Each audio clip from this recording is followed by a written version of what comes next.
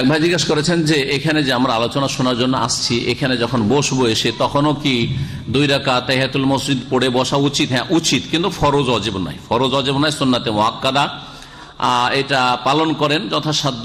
উজু যদি না থাকে আর উজু করতে পারেন তাহলে পড়ে নেন।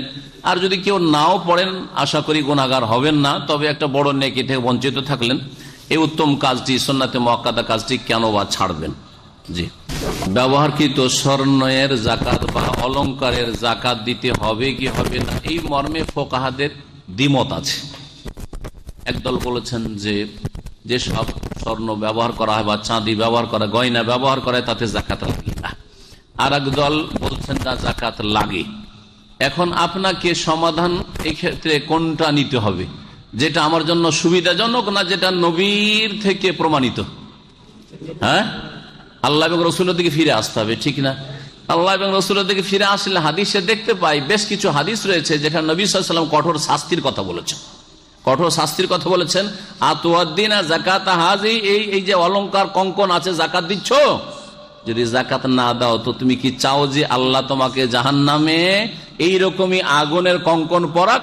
আর এরকম বেশ কিছু হাদিস রয়েছে, যার ফলে এখানে আপনার সতর্কতার দাবি হচ্ছে, ইমানের দাবি হচ্ছে, জাহান্নাম থেকে বাঁচার চেষ্টার দাবি হচ্ছে যে আপনি সুবিধাবাদী মুসলিম হবেন না, বরং আপনি জাকাত দেবেন। তারপরে আমাদের দেশের লোকেরা অধিকাংশ হানাফি মযহাবের লোক, হানাফি মযহাব যদি ফলো করেন তাতেও জাকাত ফরজ। আহলে হাদিস আর না হলে কিছু লোকেরা আহলে হাদিস কোরআন হাদিস সরাসরি মানছেন, এইটাই সবচেয়ে নিরাপদ পথ। তাদের কাছেও, তাদের ওলামাদের কাছেও ব্যবহারকৃত অলংকারে জাকাত ফরজ। সুতরাং এর ছাড়া আপনি সুবিধাবাদী আমি জাকাত থেকে বাঁচবো সেজন্য হাম্বেলি হয়ে যাব, এটা জায়েজ হবে না। কথা বুঝতে পেরেছেন? সৌদি আরবের গ্র্যান্ড মুফতি আগের যিনি ছিলেন শাইখ ইবনে বাজ রাহিমাহুল্লাহ, তিনি বলতেন যে অলংকারে জাকাত ফরজ, অলংকারে জাকাত ফরজ।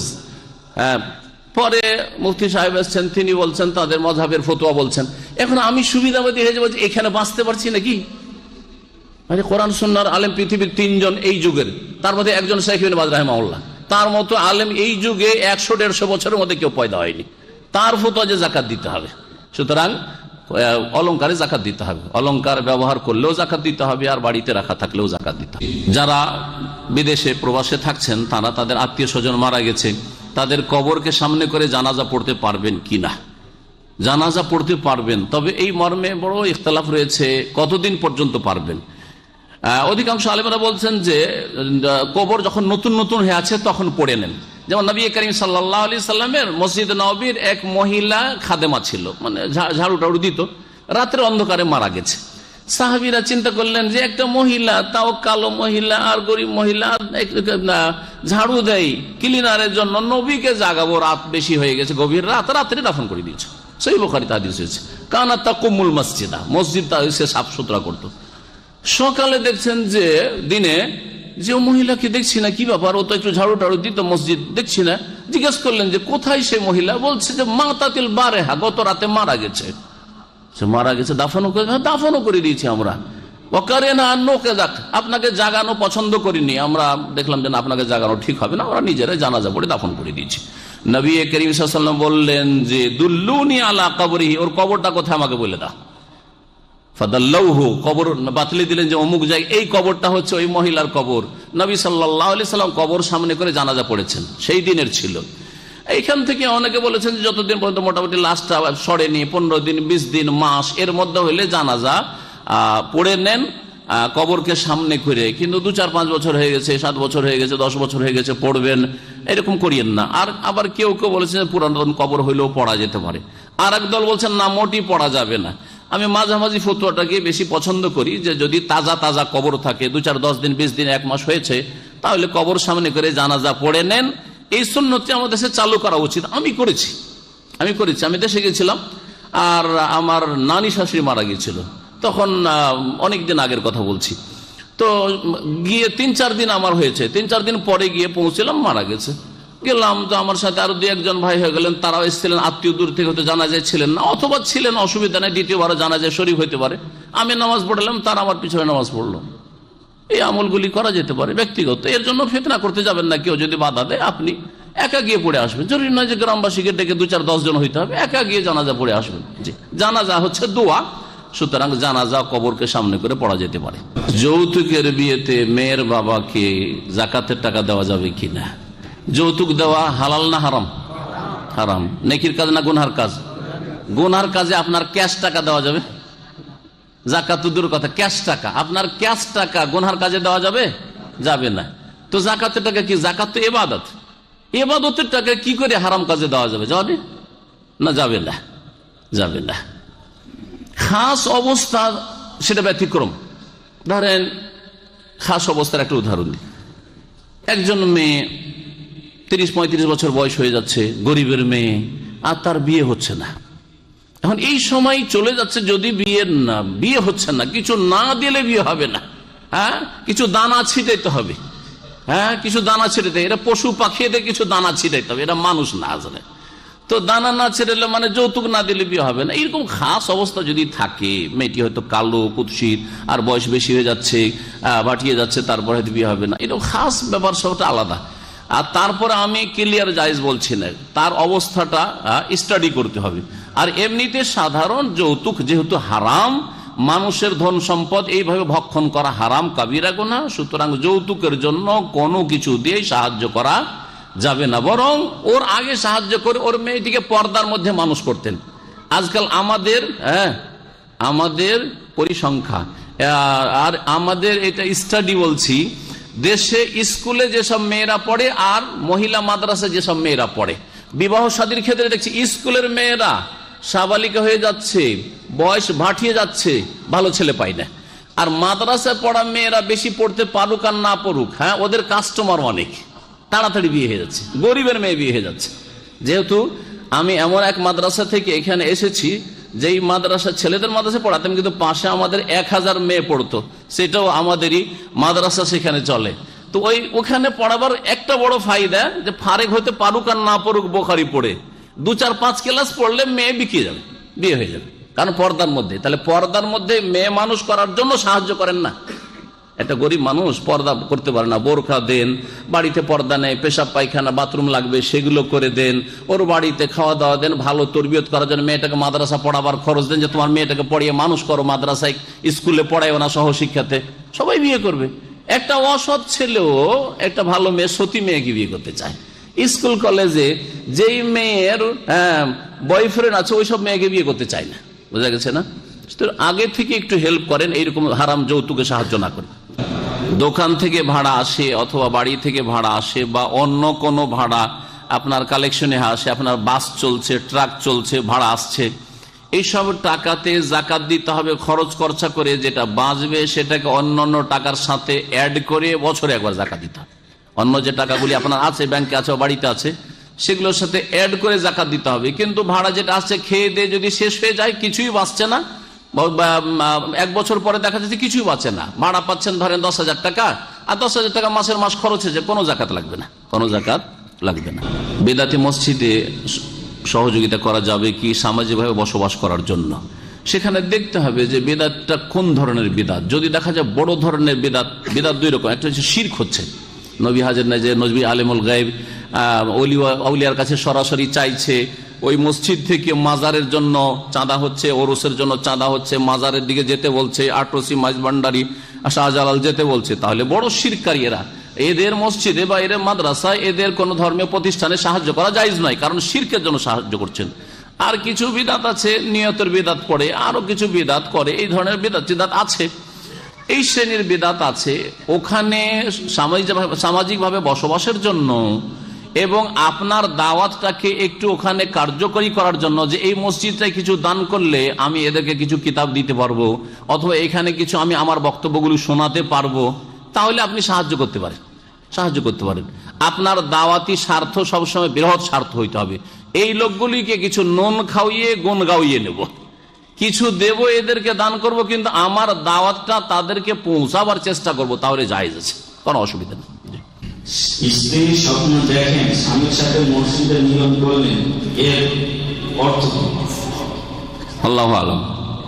স্বপ্নের আমি ওই তাবির করতে জানি না, আমি আমার স্বপ্নের তাবিরের চেষ্টা করি। আমি ব্যক্তিগত বলছি, আমি যদি কোনো স্বপ্ন দেখি, তাহলে স্বপ্নের তাবির আমারটা, যেহেতু আমার পুরো ব্যাকগ্রাউন্ড আমি বুঝছি, যে কোন সময় দেখেছি, কি অবস্থায় দেখেছি, কি অবস্থায় শুয়েছি, কি নিয়ত নিয়ে শুয়েছি ইত্যাদি। আমি অনেক কিছু জাতীয় নিজের খবর জানছি, আপনার সব দিক অত জানি না, যার ফলে অন্য লোকের স্বপ্নের তাবির আমি করি না আর করার যোগ্যতাও রাখি না। যদি কেউ যোগ্যতা রাখে তার কাছে যাবেন, আর স্বপ্নের পিছনে অত পড়বেন না, স্বপ্নের পিছনে অত পড়বেন না। যদি দেখেন যে এইরকম স্বপ্ন দেখলাম, মসজিদে এই কাজ জায়েজ কি? মসজিদে যদি স্ত্রী সহবাসী হয় জায়েজ, জায়েজ নাই, তাহলে এইরকম না জায়েজ কাজ আপনি মসজিদের অবমাননা করছেন, এইরকম দেখছেন, তাহলে আপনাকে এখন খুঁজে দেখতে হবে যে আমার অথবা আমার স্বামীর মধ্যে কি ত্রুটি আছে, ত্রুটিগুলি খুঁজে দেখতে হবে।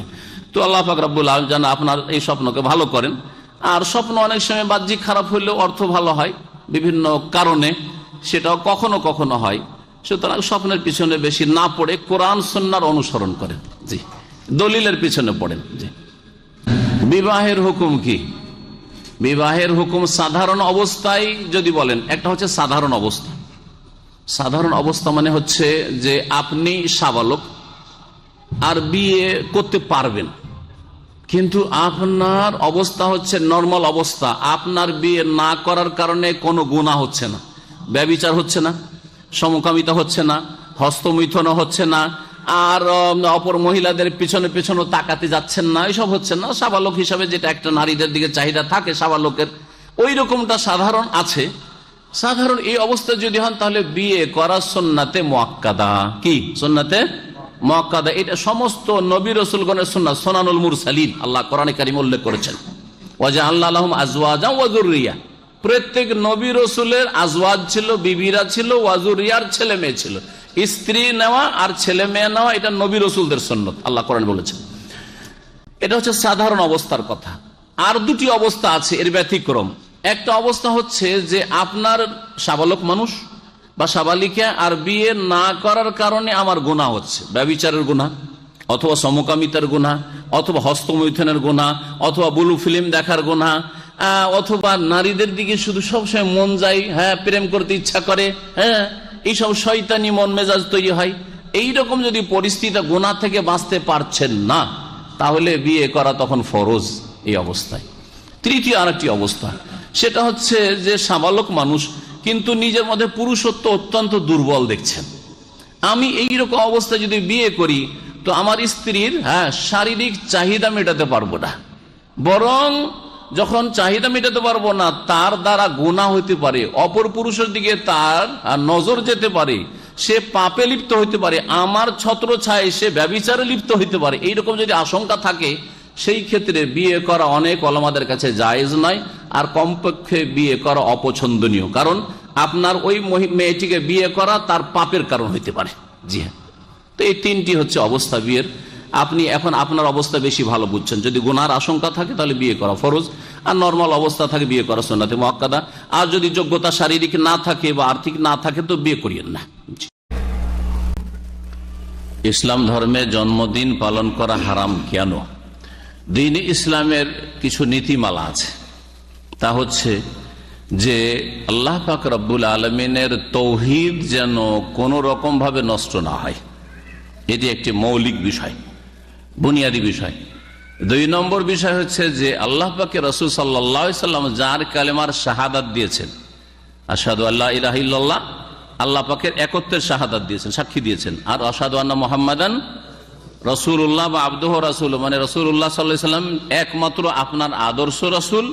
আপনার জীবনের প্রত্যেকটি বিষয় হবে কিসের আলোকে? নবী করিম সাল্লাল্লাহু আলাইহি সাল্লামের নিয়ে আসা যে মতাদর্শ রয়েছে, আসমানি বিধান রয়েছে, সেই অনুযায়ী হবে। এটা হচ্ছে দ্বিতীয়। এক কথায় তৌহিদ, তারপর ইত্তিবা, নবীকে ফলো করা। নবী করিম সাল্লাল্লাহু আলাইহি সাল্লাম বলেছেন যে মুসলিমদের উৎসব হচ্ছে 2টি, ঈদুল ফিতর আর ঈদুল, এছাড়া কোনো উৎসব নেই। আর যেগুলি হচ্ছে এরকম জন্ম দিবস, যেগুলো খুশির দিবস, কিছু খুশির দিবস রয়েছে আর কিছু শোকের দিবস মানুষরা আবিষ্কার করেছে। ইসলামে শোক করার জন্য কোনো দিবস পালন করার কোনো স্থান নেই। 3 দিনের বেশি কারো জন্য শোকে থাকা, যে ডিউটি করব না, খাবো না, দাবো না, কাজকর্ম করব না, ঘরেই থাকবো, এরকম 3 দিনের বেশি কারোর জন্য জায়েজ নাই। একমাত্র স্ত্রীর জন্য জায়েজ যে স্বামীর জন্য কি করবে, শোক করবে অর্থাৎ অলংকার ছেড়ে দেবে, ভালো ভালো শাড়ি কাপড়, ভালো ভালো দামি দামি জিনিস, নতুন নতুন জিনিস এগুলি পরবে না। এটা 4 মাস 10 দিন স্বামীর শ্রদ্ধার জন্য এবং স্বামীর সাথে তার যে আন্তরিকতা ছিল, গভীর সম্পর্ক ছিল, সেটা প্রমাণ করার জন্য আল্লাহ পাকের বহু হিকমত রয়েছে। তো শোক দিবস তাহলে নেই, এদিক থেকে গেল ইসলামে। খুশির দিবস, খুশির দিবসকে আরবিতে ঈদ বলা হয়। ঈদ মানে হচ্ছে খুশি করা, আনন্দ করা, উৎসব। ঈদ মানে হচ্ছে উৎসব। ইসলামে দুটো ঈদ ছাড়া তৃতীয় ঈদের কোন স্থান নেই, ঈদ উল ফিতর, ঈদ উল আজহা। নবী কেউ যদি বলে যে এটা আমাদের পার্থিব বিষয়, জন্ম দিবস পালন করছি, এগুলি হচ্ছে বা ম্যারেজ দিবস, বিবাহ দিবস পালন করছি, এগুলো পার্থিব বিষয় না, পার্থিব বিষয় না, এগুলো উৎসব। এগুলির নাম হচ্ছে বাংলায় উৎসব, আরবিতে ঈদ, ঈদ উল মিলাদ। আরবিতে এগুলোকে ঈদ উল মিলাদ। আপনি বলছেন যে বার্থডে, যতগুলি ডে পালন করা আছে, হ্যাঁ, অমুক দিন পালন করা, অমুক দিন, ভাষা দিবস, অমুক দিবস, তমুক দিবস, এই যে যত দিবস আছে এগুলি সব কিন্তু ঈদ। আরবি ভাষায় ঈদ আর বাংলায় হচ্ছে উৎসব বা দিবস। এমন হয়ে গেছে এই উৎসবগুলি যে ঈদ উল ফিতর, ঈদ উল আজহাতে লুঙ্গি পরে আর পুরাতন কাপড় পরে ঈদ পরে নিচ্ছেন, কিন্তু এই দিবসগুলি পুরাতন ছিঁড়া ফাটা কাপড় দিয়ে কখনো হবে না, হবে কখনো হবে না। তাহলে বড় ঈদ কোনগুলো? বড় ঈদ ঈদ উল ফিতর, ঈদ উল আজহা নয় আজকাল অধিকাংশ মুসলিমদের কাছে। বড় ঈদ হচ্ছে এগুলি মানুষের বানানো বেদাতি ঈদগুলি, নবীকে ফলো না করে অন্যদেরকে ফলো করছেন, অথচ কালিমায় অঙ্গীকার করছেন আশহাদু আন্না মুহাম্মাদান রাসূলুল্লাহ। আজানে আপনি স্বীকার করছেন, একামতে স্বীকার করছেন, আত্মাহিয়াতে স্বীকার করছেন, আশহাদু আল্লাহ বলছেন না আত্মাহিয়াতে শেষখানে আশহাদু আল্লাহ ইলাহা ইল্লাল্লাহ ওয়া আশহাদু আন্না মুহাম্মাদান আবদুহু ওয়া রাসূলুহু। তো যাই হোক, নবীকে ছেড়ে দিয়ে অন্যের অনুসরণ করা। নবী সাল্লাল্লাহু আলাইহি ওয়াসাল্লামের সাহাবারা যখন মদিনা হিজরত করে নবী সাল্লাল্লাহু আলাইহি ওয়াসাল্লাম আসলেন, তখন তারা দুটো দিন ছিল, বছরে 2 দিন তারা খেলাধুলা করত, দুনিয়াবি ব্যাপার ছিল। এইরকম কোন দিবস পালন করাও ছিল না, আর এইরকম কোন ডেও ছিল না। 2টা দিন ছিল, অমুক দিনে আমরা খেলাধুলা করবো, একটু খুশি করব। এই খেলাধুলার দিনগুলি সম্পর্কে নবী সাল্লাল্লাহু আলাইহি ওয়াসাল্লাম বললেন যে আল্লাহ তোমাদেরকে এর বদলে 2টো উত্তম দিন দান করেছেন, উত্তম ঈদ দান করেছেন, সেই 2টো তোমরা পালন করো, এগুলো করিও না। বারণ করলেন ঈদ উল ফিতর ও ঈদ উল আজহা। তাহলে বোঝা গেল যে এগুলি হচ্ছে অনইসলামিক ইহুদি নাসারাদের ঈদ, কাফেরদের ঘর থেকে এসছে, তাদের সভ্যতা সংস্কৃতি। আর ইসলাম একটা পূর্ণাঙ্গ জীবন বিধান, পূর্ণাঙ্গ জীবন বিধান। জীবনের প্রতিটি ক্ষেত্রে ইসলামী দিক নির্দেশন রয়েছে। সুতরাং এই সমস্ত ডে পালন করা, দিবস পালন করা জায়েজ নয়। এগুলো কাফেরদের পেছনে চলা, কাফেরদের অনুসরণ করা, তাদের এক রকমের গোলামি করা। টাকনার নিচে কাপড় পরলে জাহান্নামে যেতে হবে, এটা হচ্ছে হাদিস, সহিহ বুখারীতে রয়েছে। এখন বাকি থাকলো টাকনার নিচে কাপড় পরলে নামাজ হবে কি না, এই মর্মে যে হাদিসটি রয়েছে আবু দাউদের সুনানের কিতাবে, সেই হাদিসটি সম্পর্কে একদল উলামারা বলছেন যে হাদিস জয়ীফ, সুতরাং এটা সাব্যস্ত নাই। আর যারা সেটাকে হয়তো জয়ীফ বলে না, তারা এরকম ফতোয়া দিয়ে থাকে টাকনার নিচে কাপড় গেলে নামাজ হবে না। আর এই ধারণার ভিত্তিতে মানে মসজিদের গেটে এসে যে সারাদিন তো আল্লাহ নাফরমানি করলাম, জাহান্নামে যাওয়ার কাজ করলাম, এখন মসজিদে গিয়ে কি করে জাহান্নামে যাওয়ার কাজ করব, তখন ওই কাপড়টাকে, প্যান্টটাকে একটু ফোল্ড করে, মোড়িয়ে তারপরে মসজিদে ঢুকে, আর মসজিদের গেট থেকে আবার জাহান্নামে যাওয়ার কাজ করা শুরু করে। তো আসলে এইরকম না করে সব সময় এটা আল্লাহ পাকের ক্রোধ আর গজবের কাজ। হ্যাঁ, আল্লাহ রাগান্বিত হন এইরকম কাপড় দেখলে। সুতরাং অহংকারী হবে না, এটা অহংকারের একটি লক্ষণ। অহংকার মানুষের কথার দ্বারা হয় আর কাজের দ্বারা হয়। কাজের দ্বারা যে অহংকার হয় তার মধ্যে একটি কাজ হচ্ছে টাকনার নিচে কাপড় যাওয়া। যেসব ইমাম রাসূল সাল্লাল্লাহু নূরের তৈরি আকীদা পোষণ করে এবং তার নামের জিকির করে, তাদের পিছনে সালাত আদায় করলে শুদ্ধ হবে কি? যেসব ইমাম, মসজিদের ইমামরা নামাজ পড়ায় মসজিদে, আর তারা বলে যে নবীর নূরের পয়দা, একটা বিষয়। দ্বিতীয় বিষয় হচ্ছে নবীর নামের জিকির। নবীর নামের জিকির মানে যদি বলে যে ইয়া রাসূলুল্লাহ, ইয়া রাসূলুল্লাহ, তাহলে বড় শিরক এটা। কারণ ইয়া আল্লাহ বা রব্বানা ছাড়া ইয়া মুহাম্মদ ইয়া বলে নবীর কাছে কিছু চাইবেন, এটা বড় শিরক, ইসলাম থেকে বেরিয়ে যাবে। তার মুশরিকের পিছনে তো নামাজ হবে না। এমন যদি আপনাদেরকে বলি যে হিন্দুর পিছনে নামাজ হবে, নাস্তিকের পিছনে নামাজ হবে, যে বলছে আল্লাহ নেই, নামাজ হবে হবে না। তো ওই রকম মুশরিক, একই রকম, যে হিন্দু মুশরিক, এরাও মুশরিক। পার্থক্য যে হিন্দুরা দেবদেবীর পূজা করছে আর এরা হয়তো আর কাউকে ডাকছে। তো বড় যে শিরক করবে তার পিছনে নামাজ হবে না। বাকি থাকলে নূর, নবী নূরের পয়দা যদি বলে, আর সেই বিষয়টিতে একদল তো বলছেন এদের পিছনে নামাজ হবে না। কারণ নবীকে যারা নূরের পয়দা বলে, আল্লাহর নূরের পয়দা বলে। হ্যাঁ, আল্লাহর নূর মানে আল্লাহর একটা অংশ, আল্লাহর অংশ বললে এটাও বড় শিরকে পরিণত হয়ে যায়। কিন্তু ওটাকে যদি হালকা করা যায় যে অজ্ঞতার কারণে বলছে নবী নূরের পয়দা, কিন্তু নবীকে আল্লাহর অংশ মনে করে না, তাহলে হয়তো এটা বিদাতি আকীদা হবে, বড় শিরকে হয়তো যাবে না। আল্লাহ ভালো জানে তাদের নিয়তের অবস্থা।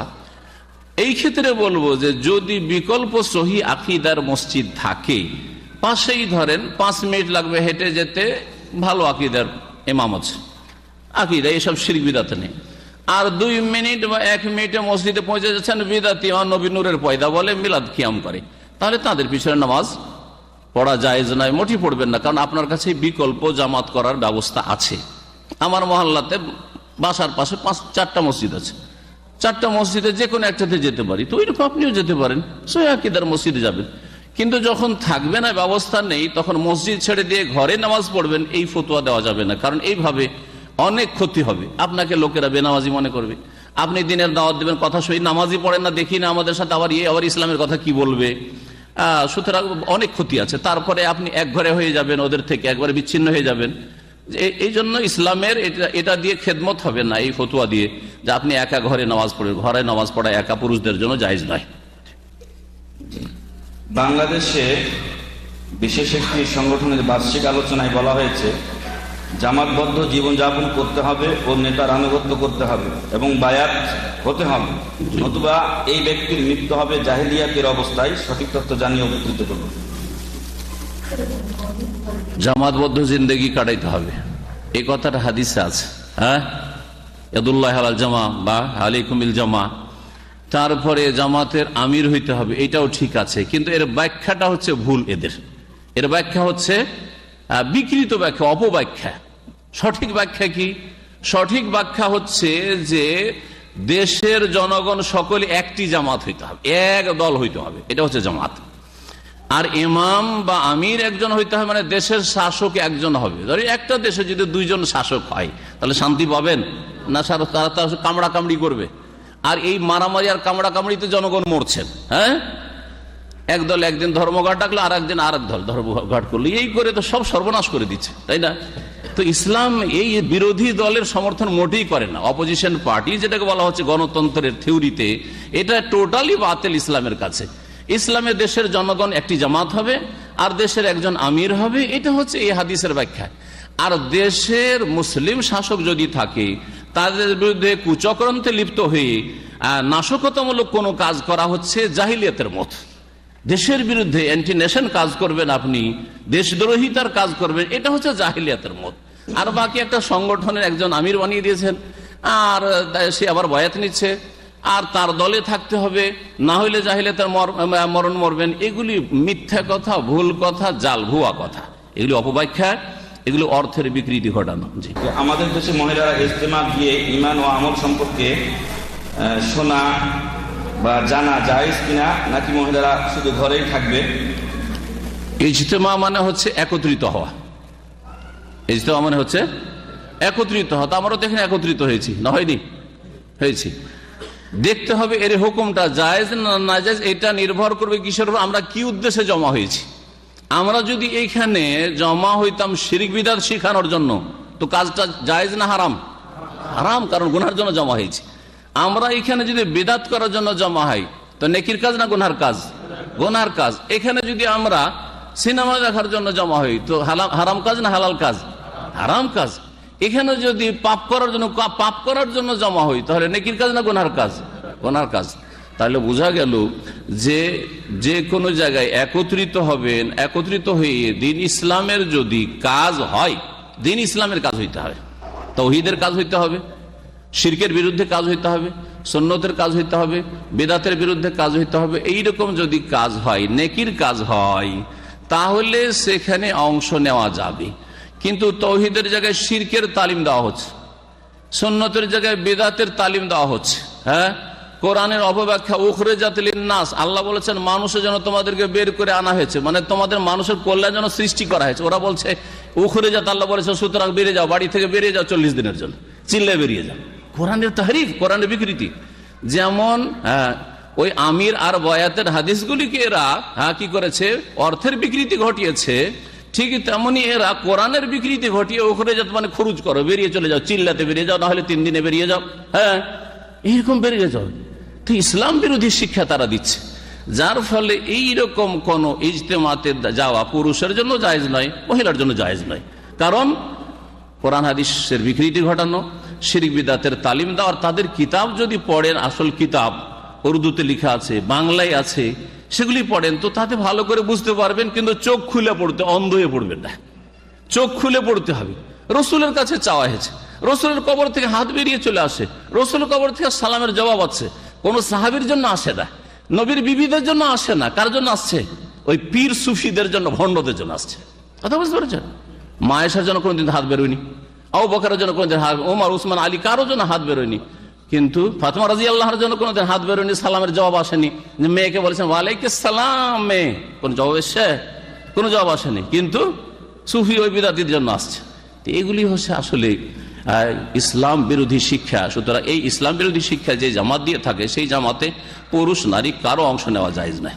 অনেকে তাসবিহ ব্যবহার করে জিকির আজগার গণনা করে। কোরআন সুন্নাহর মতে তাসবিহ ব্যবহার করা কতটুকু শরীয়ত সম্মত? তসবিহ ব্যবহার করা মানে তসবির দানা ব্যবহার করা, তসবিহ ব্যবহার করা নয়, তসবির দানা ব্যবহার করা। দেখেন, তসবিহ করার ক্ষেত্রে সুন্নতি তরিকা হচ্ছে যে আঙ্গুলের জোড়গুলো দিয়ে তসবিহ করবেন। হ্যাঁ, ফাইন্নাহুন্না মুস্তানতিকাতুন মাসউলাতুন, নবী সাল্লাল্লাহু আলাইহি ওয়াসাল্লাম বলেছেন যে তোমরা কি করো, ইকিদনা বিল আনামিলে, তোমরা আঙ্গুলের জোড়গুলি দিয়ে তসবিহ করো, তোমরা তসবিহ গণো। কারণ এই আঙ্গুলের জোড়গুলিকে জিজ্ঞেস করা হবে, গ্রন্থিগুলিকে জিজ্ঞেস করা হবে এবং সেগুলিকে বলতে বলা হবে যে বলো এই লোক কি করেছে, হ্যাঁ হাত দ্বারা কি করেছে, তোমাদের এই অঙ্গগুলি দিয়ে কি করেছে, সাক্ষী হবে, আপনার সমর্থনে সাক্ষী হবে যদি তসবিহ করে থাকেন। তাহলে এই হচ্ছে হাদিস, তার সুন্নতি তরিকা এইটাই। বাকি এই তসবির দানা নিয়ে তসবিহ করা, এটা একদল বলছেন যে যেহেতু নবী সাল্লাল্লাহু আলাইহি ওয়াসাল্লাম সাহাবারা করেননি, সুতরাং বিদআত। আর বিদআত বললে তো একটু কষ্ট লাগে, সেই জন্য এটাকে হালকা করে বলছে সুন্নতের খেলাফ। কথা একই, এদিক থেকে কান ধরেন আর না হলে এই দিক থেকে কান ধরেন, কথা তো একই। বিদআত না বলে সুন্নতের খেলাফ বললাম, অসুবিধা আছে? সুন্নতের খেলাফ কাজ করবেন, সুন্নতের অনুকূলে কাজ করবেন, সুন্নতের মুআফিক কাজ করবেন, সুন্নত অনুসারে কাজ করবেন, সুন্নতের খেলাফ কাজ করবেন। যারা এই তসবিহ করে তারা অনেকে অজুহাত বয়ান করে যে এতগুলি তো গুনে রাখতে পারবো না, গণার কোনো প্রয়োজন নেই, 33, 33, 33 বা 33, 33, 34 এইগুলো শুধু গণার আছে, এতটা গণা খুব সহজ। আর বাকি যেগুলো 100 বার আমি গণতে চাই, 1000 বার গণতে চাই, আপনার গণার দরকার নেই, গণার জন্য ফেরেশতা লেগেই আছে এখানে, বোঝা গেছে না? সুতরাং এই গণার কোনো প্রয়োজন নেই, এই অজুহাত দিয়ে তসবিহ ব্যবহার করা যাবে না। আমি শুধু একটি ক্ষেত্রে বলি, আর আগের যুগের দাদি নানিরা ছিল, এখন না, তারা 10-এর বেশি গণতে জানতো না, 33ই বলতে পারবে না। এত এইরকম যদি আজকাল কেউ থাকে যে 33 গণতে জানে না 1-2 করে, তো তার জন্য দানা জায়েজ হইতে পারে যে এই কাঠি থেকে এই কাঠি পর্যন্ত 33 হয়ে গেল, ও এর বেশি কিছু বুঝে না। এখন এরকম আছে নাকি কেউ? থাকলে জায়েজ হইতে পারে, তার জন্য অসুবিধা নেই, মাজুর সে। আর বাকি লোকের জন্য ঠিক নাই এই তসবির দানা। তসবির দানা হচ্ছে রিয়াকারী, লোক দেখানো কাজ, লোক দেখানো কাজ শিরকি কাজ, হাতে ঝুলিয়ে নিয়ে বাড়াচ্ছে। মাশাআল্লাহ, গ্রামের মুসল্লি সবসময় তসবিহ ছাড়ে না, কত সুনাম হচ্ছে গ্রামে। তারপরে মানুষকে ধোঁকা দেওয়ার কাজ, অনেকেই ঠকার জন্য দাড়ি রাখে, ঠকার জন্য তসবিহ ব্যবহার করে। বরং আরবরা অনেকে তসবিহ ব্যবহার করে, এটা খেলা করে, তসবিহ নিয়ে তসবিহ ঘুরাচ্ছে, সমস্ত পাপ করছে, নামাজের সময় চলে যাচ্ছে গাড়ি নিয়ে, ড্রাইভার দেখবেন এখানে আল্লাহ হাসার জোবাইল হাসা জোবাইল করছে, তসবিহ ঘুরাচ্ছে, নামাজও পড়ে না। হ্যাঁ, কথা হচ্ছে এই তসবিহ খেলতামাশা হয়ে গেছে, তসবিহ রিয়াকারী, লোক দেখানো কাজ হয়ে গেছে, শিরকি কাজ হয়ে গেছে। যার ফলে এই তসবিহ ব্যবহার করবে না। তসবিহ কোনো সৎ মানুষ ব্যবহার করে না, অসৎ লোকেরই ব্যবহার করছে আজকাল বেশি। সুতরাং এই তসবিহ থেকে বেঁচে থাকবে।